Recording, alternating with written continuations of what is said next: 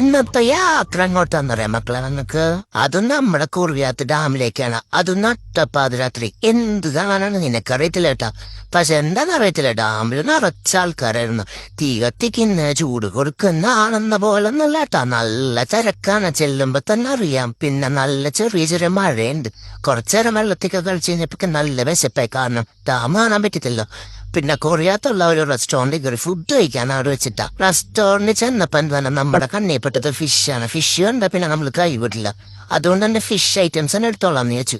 ആദ്യം തന്നെ ഫിഷ് ഗ്രില്ലും ബിരിയാണിയൊക്കെ വന്നിട്ടോ. ഫസ്റ്റ് ബിരിയാണി കുറച്ച് തണുത്താണെങ്കിലും കുഴപ്പമില്ല. പക്ഷെ ഫിഷ് വന്നപ്പോ സാറേ അയക്കാൻ ഇരിപ്പ് നോക്കണ്ട കേട്ടാ.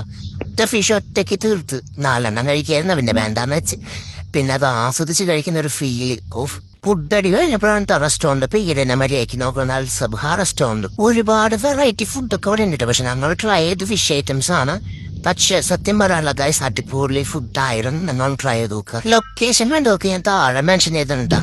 അപ്പൊ എല്ലാരും ട്രൈ ചെയ്യാൻ മറക്കില്ല. ബൈ.